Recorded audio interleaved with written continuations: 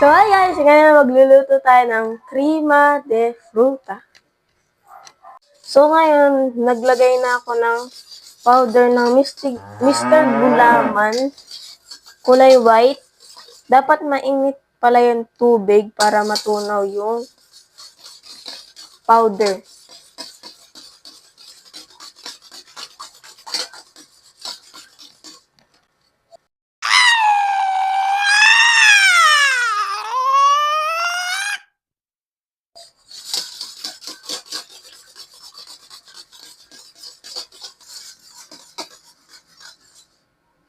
If you're happy and you know it, clap your hands. If you're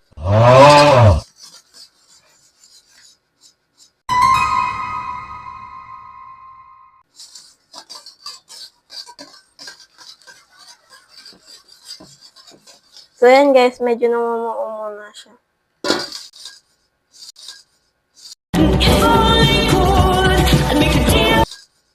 So, ngayon, naglagay na ako ng isang can ng evaporated milk. So, ngayon, iubos ko na to. Lagay ko na yung pangalawang can ng evaporated milk.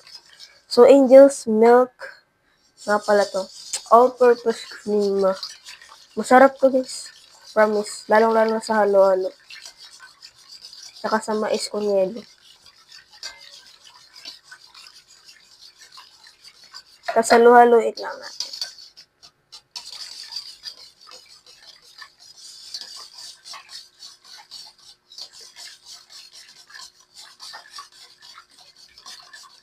So, ngayon, medyo halo-haloin lang natin. Maglalagay na tayo ngayon ng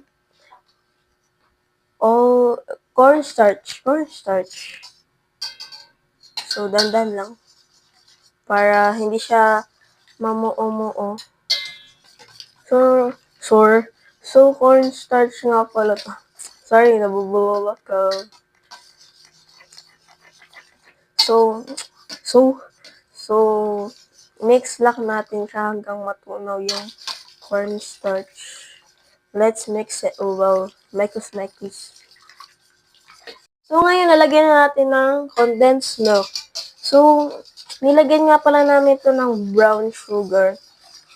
Wala kasi silang white sugar, kaya brown sugar na lang ginamit namin. Dapat pala matunaw muna yung sugar bago nyo ilagay yung condensed milk.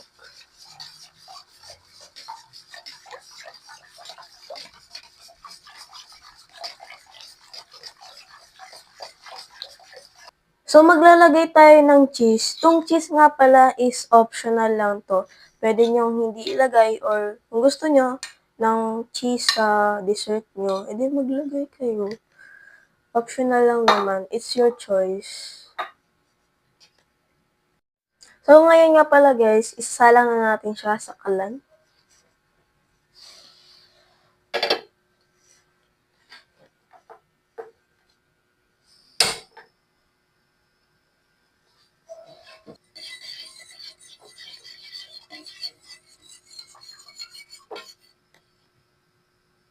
So, pag nakasala na pala ito guys, dapat hindi siya tinitigilan paghalo.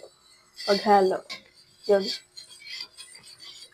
So, dapat, habang kumukulo siya, dapat, hinahalo mo.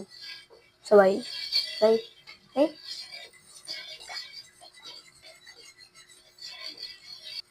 Dapat gentle ka lang.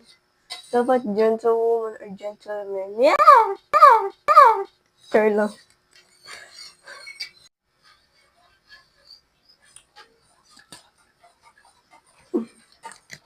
So, ito guys, malapot na siya. So, ang tawag dito pag malapot na siya is custard. So, masarap to.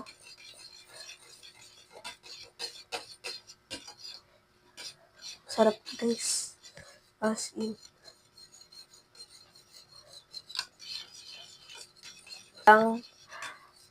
So, keep on mixing lang kahit nagkukulo na siya. Kukulo. Char. YouTube kayo narinig si Ming. Yan na guys, yung finished product ko.